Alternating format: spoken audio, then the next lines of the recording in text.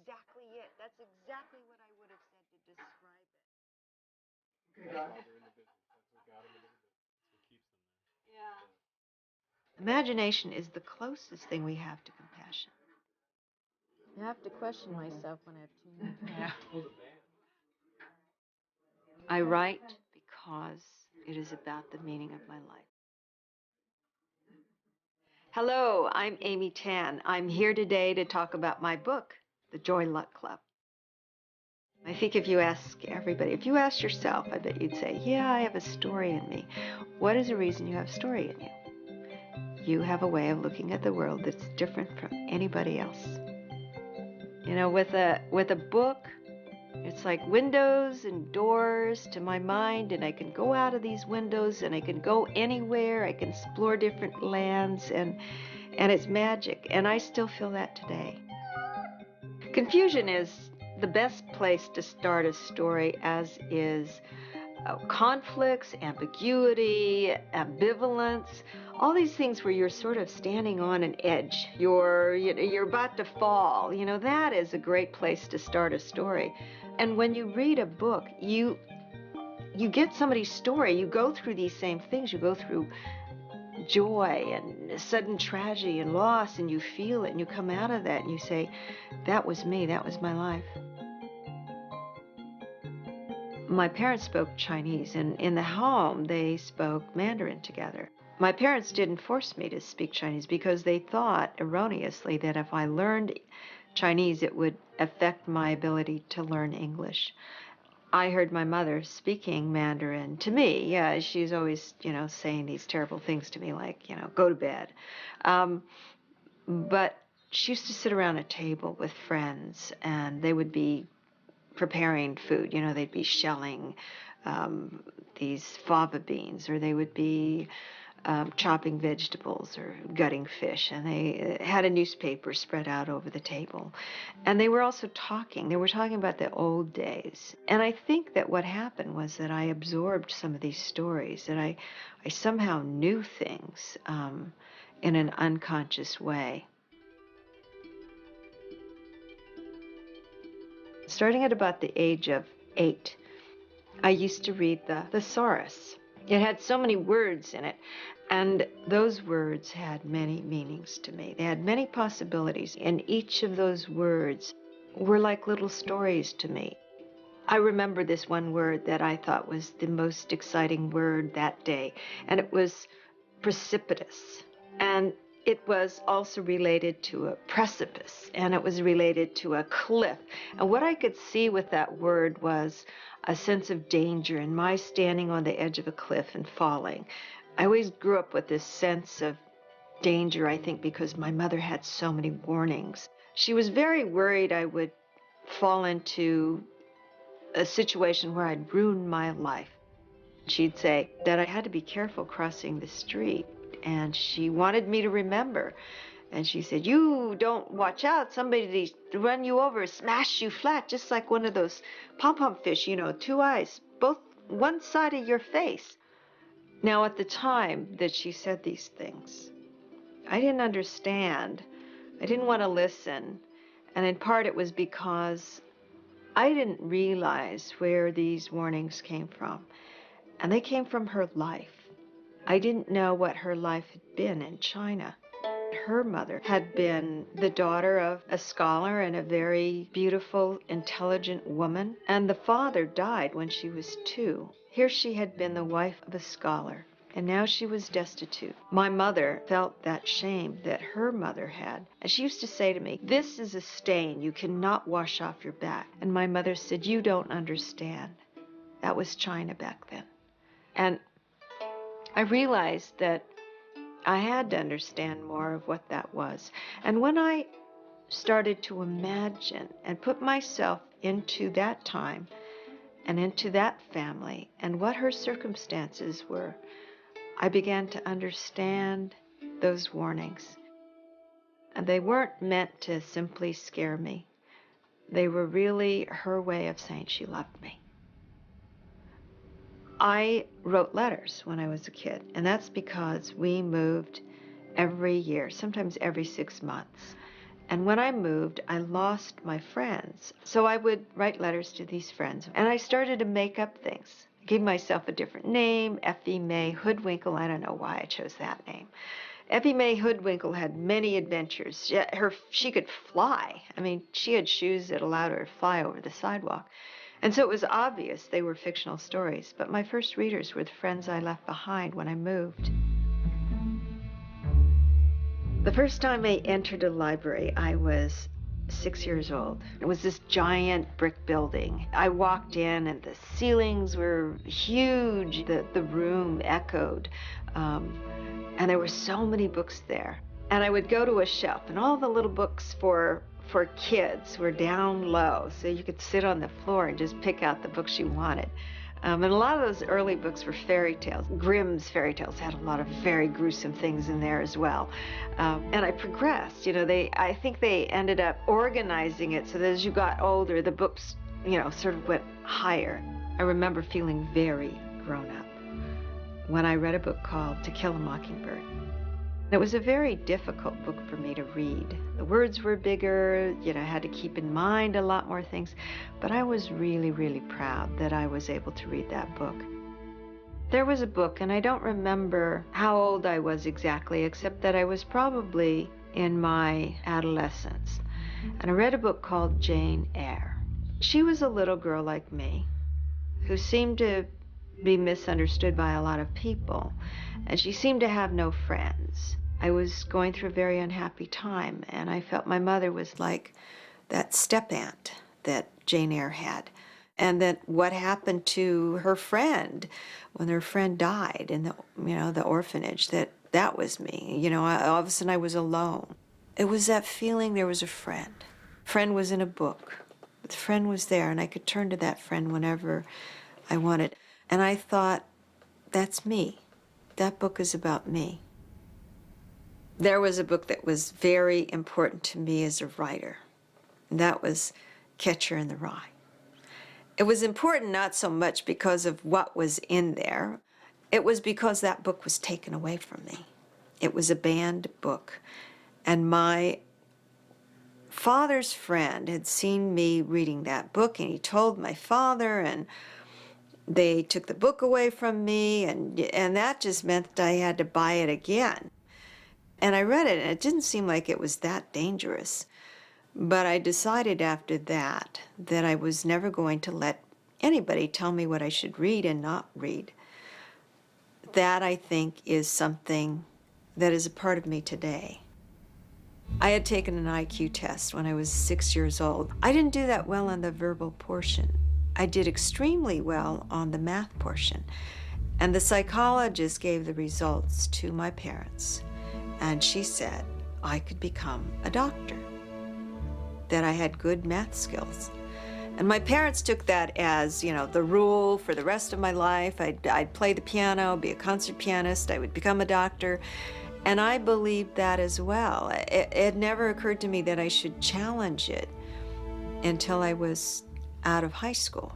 My father was dead by then, and I was in college, and I realized that I didn't have to take pre-med. I could become an English major.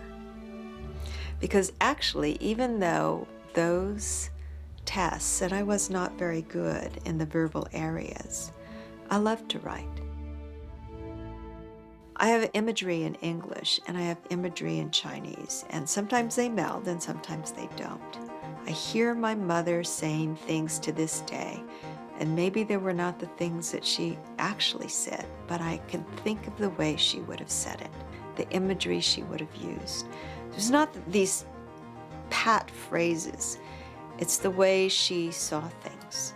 She used metaphors a lot, and that is, I think, one of the most important parts of a writer's imagination. You make these associations, and they're experiential, they're visual, they're sensorial, they're everything. They're emotional. They are your meaning in life. You connect meaning to metaphors.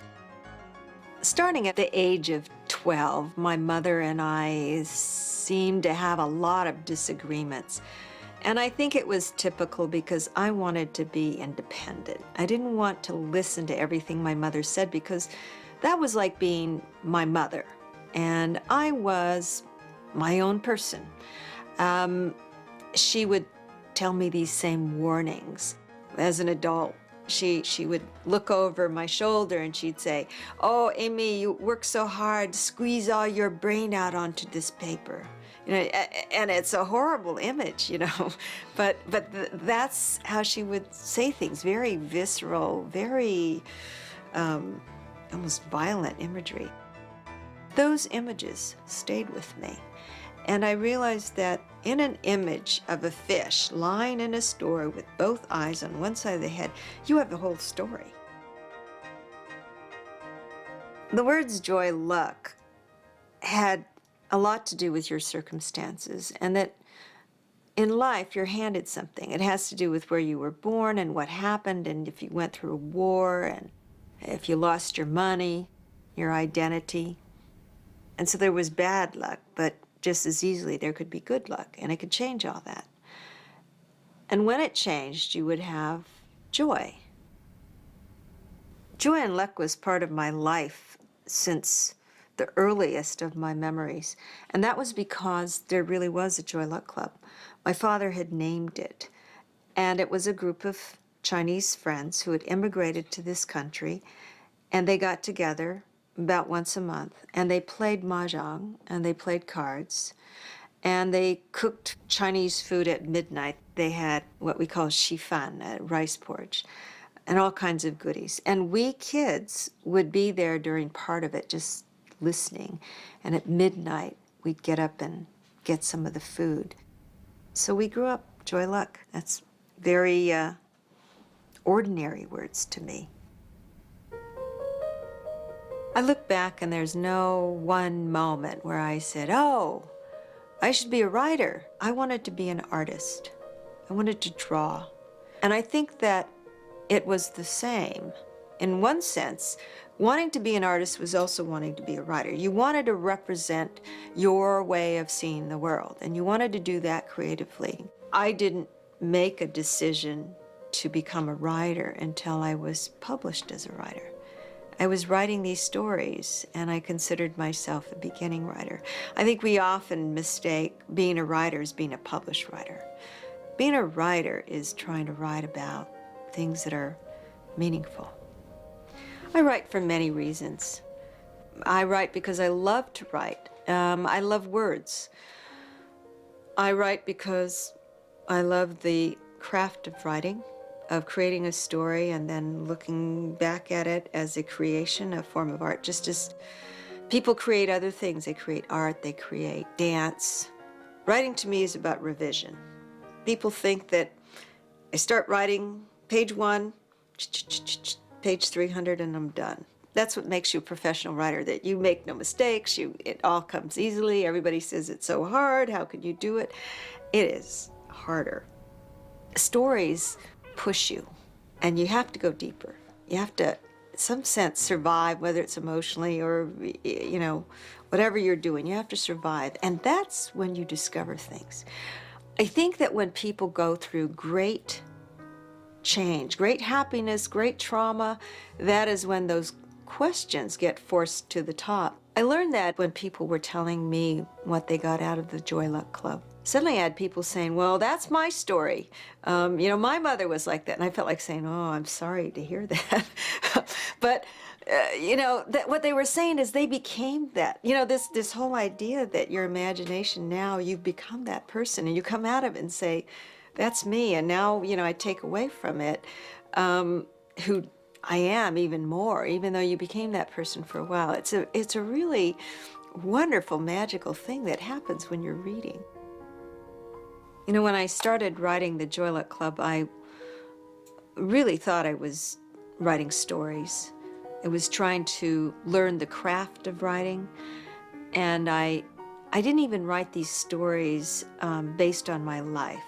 I never thought my life was that interesting, and so I didn't write about that at first. And then these stories began to seem so much about my mother and me, and about these conflicts, and in ways that I had not thought about. The structure of the Joy Luck Club always sounds very impressive when somebody else analyzes it. In fact, I love reading the Joy Luck Club Cliff Notes, because it just explains how brilliant I was in coming up with this structure of, 4 parts and mothers and daughters, 8 characters, revealing the past and the present and blah, blah, blah. And it wasn't like that. It was, everything in my life starts with confusion, and that's good. So the confusion is that I started off writing one story, and then I wrote another one, and I wrote another one, and they were all different. They were different families, different characters, and I started adding more stories, and I wanted more stories because I wanted the variety of writing a story with different conflicts. And then at the end, I had this mess of 16 stories. My editor looked at them, and she said, they're about mothers and daughters. And it was the first time that I realized it. I thought I was writing a story that was, at first, just stories, the craft of fiction. And then it became a story about my mother and me. And so I thought to myself, well, I can create a community. And there was already a built-in community in my family. That was the Joy Luck Club. So now that we had these stories and so many different characters and things going back and forth, there was this question of how to structure it. And I just started throwing the stories down according to what it felt like. Here's a story about a secret and something a mother never told her daughter that was so important. Now her mother is dead. And this is a girl who never found herself because she was trying to live up to the expectations of mother she didn't really know. The story about Su Yuan leaving her girls behind, the twin baby girls, that had some basis in my mother's life. She left behind 3 daughters in China. Imagine how you would feel if you left kids behind and then you didn't see them for 30 years. And then you'd have your daughter growing up in this other country with all the opportunities, and she doesn't appreciate you, and you want to say, I had these other daughters and they would have been just happy to have me by their side and protecting them, giving them good advice. And those kind of conflicts were always present, and I didn't know what they were from. I didn't know I had sisters in China. The very last thing that I wrote was the very first page that a reader would read in this book. And it's called Feathers from a Thousand Li Away. The Feathers from a Thousand Li Away, the mother has bought this duck, and the duck, it became a goose. It was even better. And then it became a swan. It just keeps getting better and better and better. And she's taking this swan to prove to her daughter things can get better. It can be more than what you hope for. And instead, somebody takes it away from her, and that happens in life too. All of a sudden, it's gone. She has just one swan feather, and she's determined still to give that to her daughter. And this is what she is going to give, the most precious thing she's going to give. And the daughter just like, I couldn't have written that until I got to the end of the book, because that was what the book meant to me. My mother, she had been my ally. She'd been the one who protected me the most and taught me these strengths. And she was also my enemy in a strange way. She was the one who could wound me with any little thing she would say. Oh, not so good, or you should have practiced, why did you get an A minus? They would be so wounding, and I felt I could never satisfy her. I could never, meet her expectations, so why should I even try? So I didn't really set out to write about my mother and our relationship. It just came to the surface. And that's what I think writing is about, discovering things that you never could express. And it was as though the craft of writing had tricked me into thinking about things I hadn't thought about. In the end, it turned out that these stories were from my mother. They were for me in the beginning, but I realized that they were saying, I listened.